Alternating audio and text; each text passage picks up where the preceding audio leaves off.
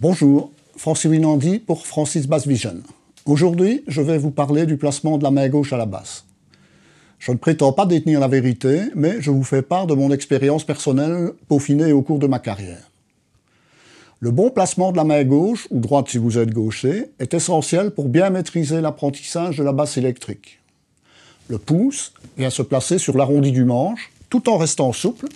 Grâce au bon placement de ce pouce, le poignet, le coude et l'épaule vont suivre le mouvement et contribuer à un geste souple et sans douleur tendineuse.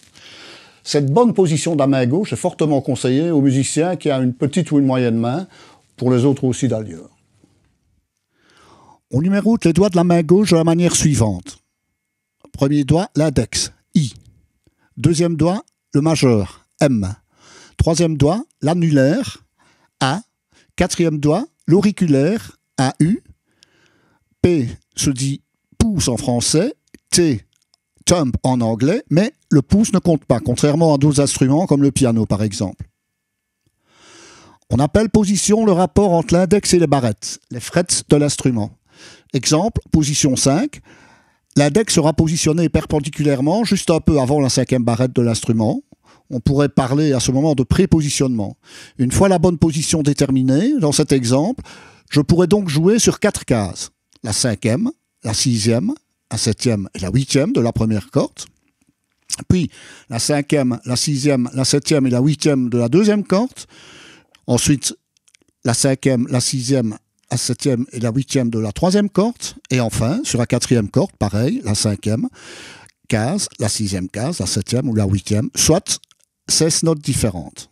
Attention, remarque. Lorsqu'on joue en position, on ne commence pas obligatoirement avec l'index. Exemple, pour la gamme de Do majeur, nous serons en position 2, mais le Do se trouve sur la troisième case de la deuxième corde, donc nous commencerons la gamme avec le majeur, deuxième doigt. Remarque importante, il convient ici de définir un certain vocabulaire et une certaine vision des choses concernant l'approche de la basse, et beaucoup d'autres instruments à cordes d'ailleurs. Nous nommerons les cordes de l'instrument de la manière suivante. Pour une 4 cordes, première corde, c'est un Mi, E. C'est la corde la plus grosse, contrairement au vocabulaire utilisé par les fabricants de cordes, pour qui cette corde serait la quatrième. Deuxième corde, le La, A. Troisième corde, un Ré, D. Quatrième corde, Sol, G, c'est la corde la plus fine. La philosophie de ce vocabulaire est que la première corde est la plus grave, la plus grosse. On construit une maison en partant de la cave et non du grenier. Beaucoup de musiciens parleront donc dans ces termes. Et c'est assez déroutant pour le néophyte puisque c'est juste l'inverse de ce qu'on constate de visu. En effet, dans notre monde physique, la grosse corde est située plus haut dans l'espace que la plus fine, le sol, qui elle est plus proche de la terre ferme, donc du sol. Ça ne s'invente pas. De même, on montera une gamme, par exemple du Do grave vers un Do plus aigu, alors que ce que nous voyons physiquement en est le parfait exemple contraire. Le bas du manche sera là où je peux jouer les notes les plus graves et le haut du manche là où je trouverai les notes les plus aiguës. Parfait contraire donc. Je ne prétends nullement détenir la vérité, mais juste signaler que c'est avec ce vocabulaire que je donnerai mes leçons. L'élève devra, même s'il n'est pas d'accord, essayer de se plier à ce principe sous peine de ne pas toujours comprendre ce que j'essaye d'expliquer. Tout ce que je vous ai montré et les exercices à venir sont réalisés en position 5. Pourquoi à la position 5 plutôt que la position 1 ? Parce que vous aurez remarqué que la zone entre les frets devient de plus en plus restreinte au plus on monte sur le manche. On comprendra dès lors qu'il sera plus facile de jouer dans une zone plus petite que dans une zone plus grande. Les musiciens qui ont des petites mains apprécieront, je pense que les autres aussi d'ailleurs. Je profite de cette deuxième leçon pour vous parler de ma manière de voir les choses concernant le travail de l'instrument en général. Plutôt 10 minutes par jour qu'1 heure le samedi après-midi, il y a deux aspects du travail d'un instrument. L'aspect compréhension cérébrale et l'aspect mécanique. Si les choses sont bien expliquées, le cerveau du musicien n'aura pas de difficulté à décoder ce que le prof explique. Par contre, pour maîtriser l'aspect mécanique, seule une pratique courante permettra à l'intellect de digérer chaque geste et chaque mouvement, même le plus infime et souvent insoupçonné. Juste un exemple. Lorsqu'étant plus jeune, vous avez voulu rouler avec le vélo sur les mains. Dans les premiers temps, vous avez échoué un grand nombre de fois. Puis, un jour, sans vraiment savoir pourquoi, ça a fonctionné. Je pense que c'est simplement par essai-erreur que le cerveau a enregistré un grand nombre de paramètres tels que l'équilibre, le poids, la vitesse, etc., etc., et que sans ces essais-erreurs, le processus aurait eu très peu de chances de réussir.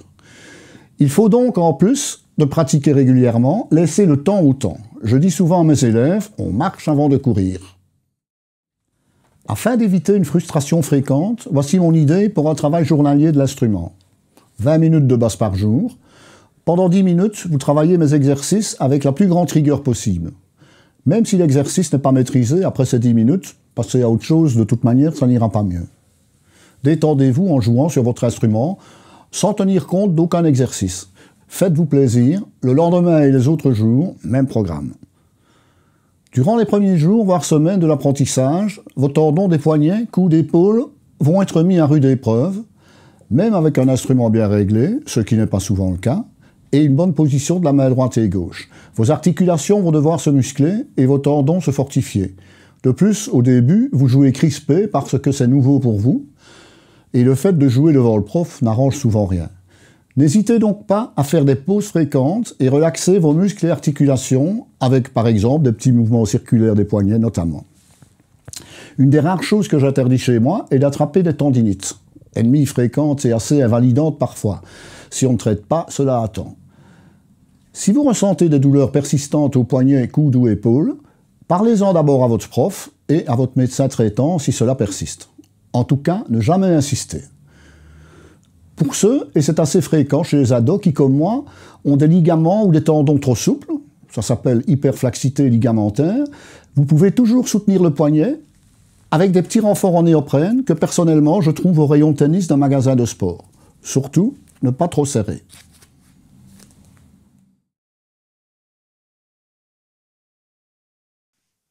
Exercice 1.1, position 5, première corde, Mi.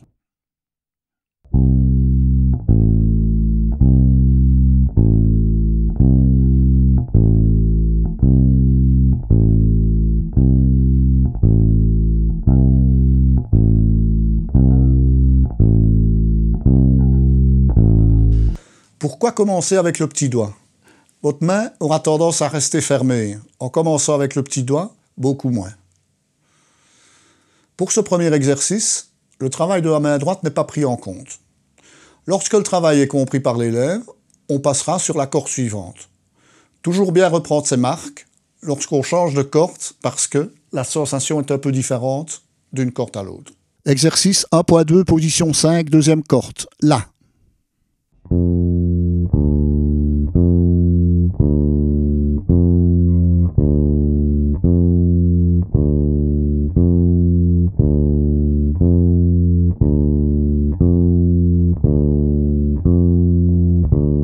Exercice 1.3, position 5, troisième corde, Ré.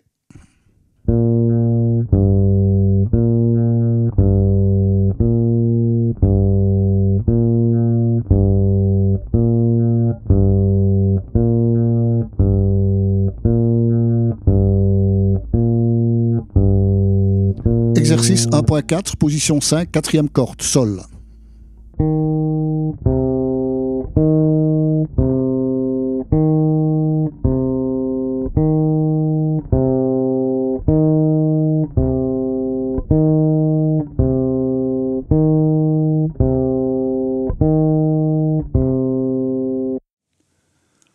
N'oubliez pas de refaire l'exercice en sens inverse. Donc, quatrième corde, troisième corde, deuxième corde, première corde. Deuxième exercice. Exercice 2.1, première corde.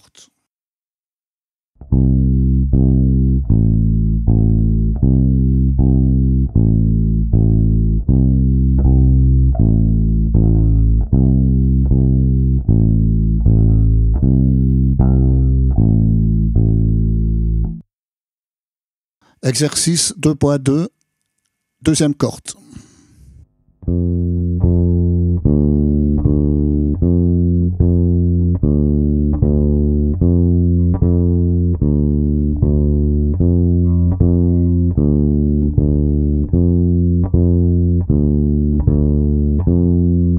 Exercice 2.3, troisième corde.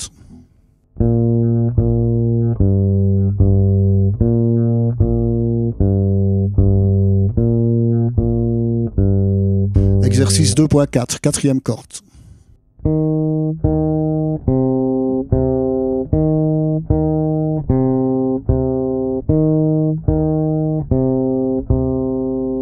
Exercice 3.1, première corde.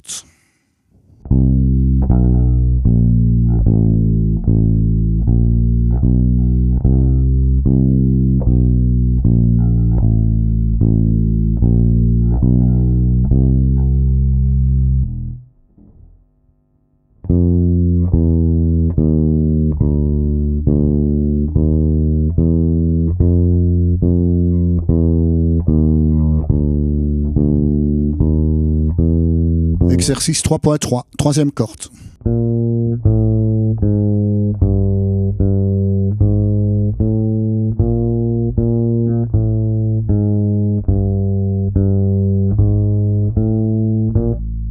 Exercice 3.4, quatrième corde.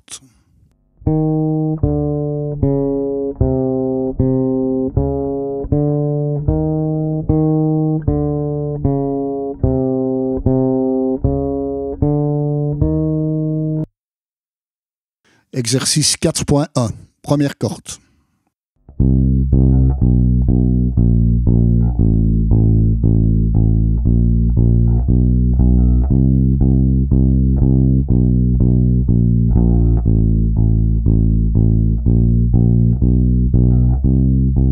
Exercice 4.2, deuxième corde.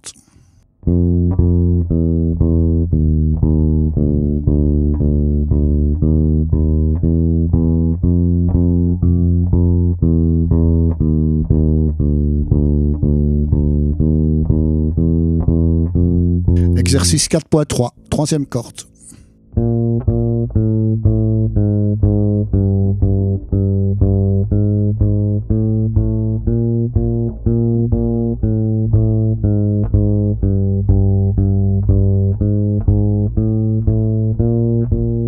Exercice 4.4, quatrième corde.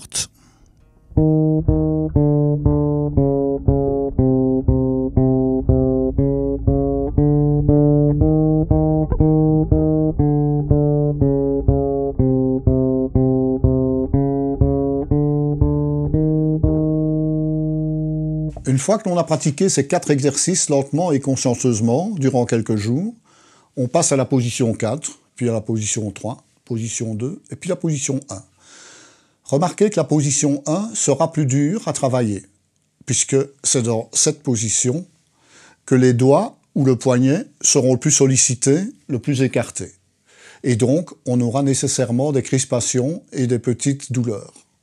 N'oubliez pas de bien faire les exercices de décontraction, de relaxation pour le poignet, le coude ou l'épaule. En espérant que cette leçon vous ait bien plu, n'oubliez pas de liker, partager et de vous abonner. À bientôt pour de nouvelles aventures bassistiques.